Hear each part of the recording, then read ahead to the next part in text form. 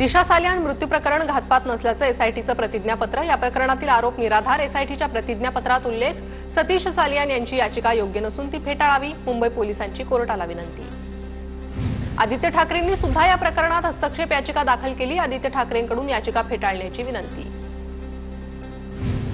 नितेश राणेंनी आता नाक घासून माफी मागावी। दिशा सालियान प्रकरणी बदनामी करणाऱ्या सर्वांनी माफी मागावी। संजय राऊतांची प्रतिक्रिया। पुरावे नष्ट करण्याचे काम ठाकरेंच्या कार्यकाळात झालं। भाजपा आमदार राम कदम यांचे गंभीर आरोप। तर तत्कालीन ठाकरे सरकारनं सालियान कुटुंबाची माफी मागावी। राम कदमांची मागणी। पोलीस पुराव्यांच्या आधारावर तपास करतात। सत्ताधारी द्वेषातून राजकारण करतात। ही विरोधकांची भावना आता दूर होईल। दिशा सालियान प्रकरणावर सुधीर मुनगंटीवारांची प्रतिक्रिया। ज्यांनी आरोप केले ते आज उघडे पडले। आदित्य ठाकरेंचा काही संबंध नव्हता हे सिद्ध झालं। दिशा सालियान प्रकरणावर अमोल मिटकरींची प्रतिक्रिया। दिशा सालियान प्रकरणात चुकीच्या पद्धतीनं चौकशी झाल्याचं दिशाच्या कुटुंबाचं मत। दिशा सालियान प्रकरणी नव्यानं चौकशी व्हावी। प्रताप सरनाईकांची मागणी। राऊतांच्या ट्विटनंतर बागुल आणि राजवाडेंच्या प्रवेशाला ब्रेक। सुनील बागुल आणि मामा राजवाडेंच्या प्रवेशाला ब्रेक लागला। भाजपावर टीका होऊ लागल्यानं प्रवेशाला ब्रेक लागल्याची माहिती। आज मुंबईत भाजपच्या पक्ष कार्यालयात प्रवेश होणार होता। सगळेच आपली सामडी वाचवायला पक्ष बदलत नाही। संजय राऊतांचा नारायण राणेंना टोला। दोन भाऊ एकत्र आल्यास काही फायदा होणार नाही। नारायण राणेंचा ठाकरेंवर हल्लाबोल। लाडकी बहीण योजनेचा लाभ घेतलेल्या सरकारी कर्मचाऱ्यांना लाभ बंद होणार। महिला बाल विकास मंत्री आदिती तटकरेंचं लेखी उत्तर। राज्यात 2289 सरकारी महिला कर्मचाऱ्यांनी योजनेचा लाभ घेतला होता।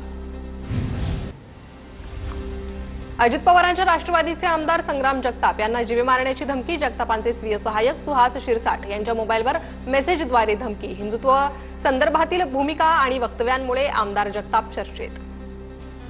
निवडणुकांच्या पार्श्वभूमीवर सक्रिय व्हा। सभागृहात पूर्णवेळ उपस्थित रहा। फडणवीसांच्या भाजपा आमदारांना सूचना।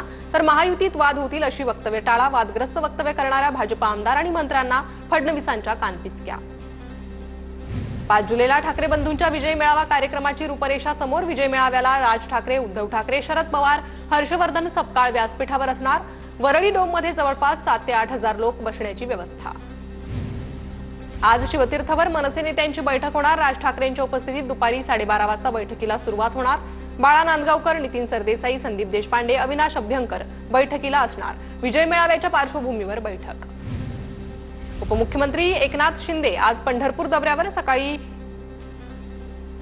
थोड्याच वेळात ते विठ्ठल रुक्मिणी मातेचं दर्शन घेणार। आषाढी वारीनिमित्त वारकऱ्यांसाठी केलेल्या सोयी सुविधांची शिंदे पाहणी करणार।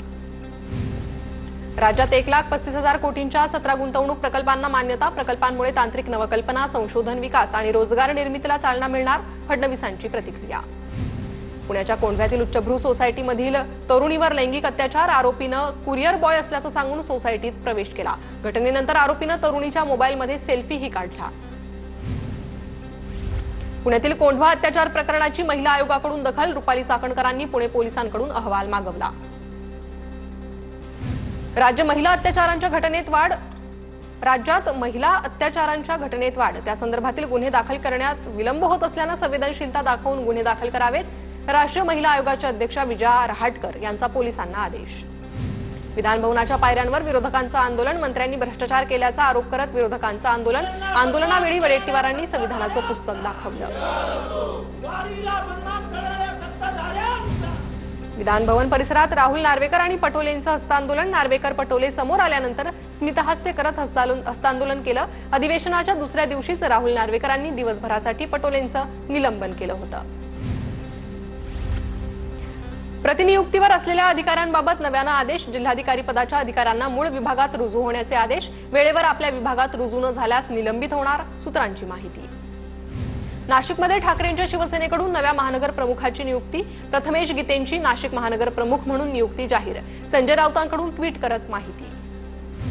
ठाकरेंची शिवसेना आणि मनसे यांच्या संयुक्त विजय मेळाव्याच्या निमित्तानं ठिकठिकाणी बॅनरबाजी। मराठी माणसानं एकजूट आणि एकत्र राहावं हीच काळाची खरी गरज आणि आमची ताकद। वरळी, दादर, परळमध्ये बॅनरबाजी। भाजपा आमदार गोपीचंद पडळकरांच्या भावानं फसवणूक केल्याचा आरोप। त्यांच्याच गावातील 82 वर्षीय वृद्ध महिलेच्या कुटुंबाचं विधान भवनाबाहेर आंदोलन। पडळकरांचे भाऊ ब्रह्मानंद पडळकरांनी 17 एकर जमीन हडपल्याचा आरोप। गणेश गीते यांची आज भाजपात घरवापसी, प्रदेशाध्यक्ष रवींद्र चव्हाण, गिरीश महाजनांच्या उपस्थितीत पक्षप्रवेश. ठाकरेंच्या शिवसेनेच्या माजी नगरसेविका सीमा ताजने, प्रशांत दिवेही करणार प्रवेश. मालोजीराजेंना महायुतीच्या नेत्यांकडून वाढदिवसाच्या शुभेच्छा. मालोजीराजे छत्रपती, काँग्रेसचे माजी आमदार. कोल्हापुरात शिवसेनेच्या शारंगधर देशमुखांनी लावला बॅनर. मालोजीराजे शिवसेनेच्या वाटेवर असल्याची चर्चा.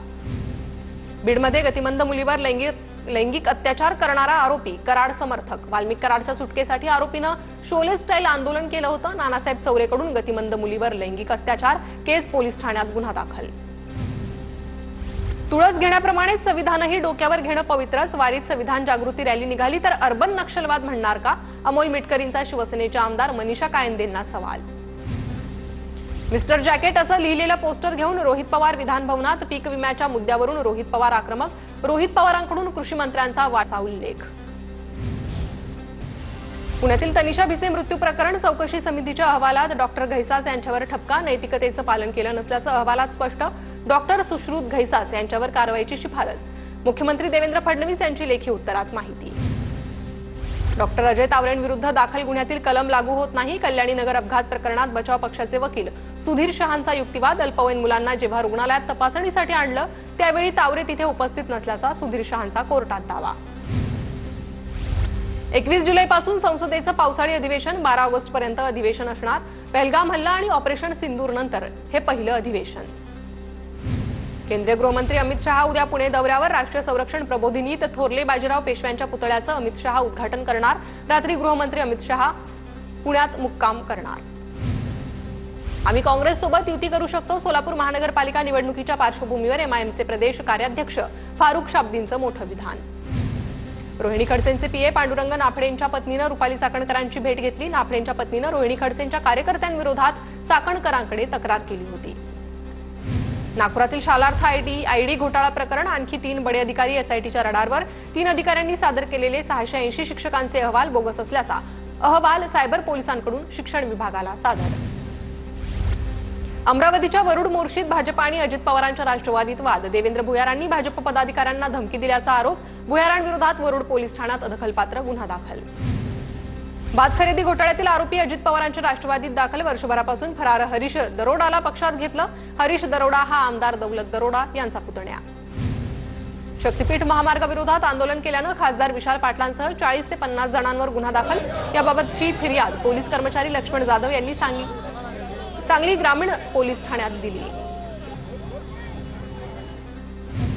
पुणे घाटमाथ्यावर पुढील 4 ते 5 दिवस रेड अलर्ट जारी. मुंबई, ठाणे, पालघर आणि नाशिकला येलो अलर्ट. राज्यात पुढील 4 ते 5 दिवस पाऊस. हवामान खात्याचा अंदाज. रायगड रत्नागिरीसाठी ऑरेंज अलर्ट तर मुंबईला येलो अलर्ट. मुंबई आणि परिसरात सकाळपासून ढगाळ वातावरण. सिंधुदुर्ग जिल्ह्यात रात्री मुसळधार पाऊस. जिल्ह्यात सरासरी 120 मिलीमीटर पावसाची नोंद. सर्वाधिक पाऊस कणकवली तालुक्यात झाल्याची नोंद. सिंधुदुर्ग जिल्ह्यात अनेक भागात मुसळधार पाऊस. कुडाळ तालुक्याला पावसाचा फटका. भैरववाडीतील झोपड्यांमध्ये पाणी शिरलं. सिंधुदुर्ग जिल्ह्यातील नद्यांच्या पाणी पातळीत वाढ. भगसाळ नदीच्या पाण्याचा कुडाळ शहराला वेढा. शहराकडे जाणारे रस्तेही बंद.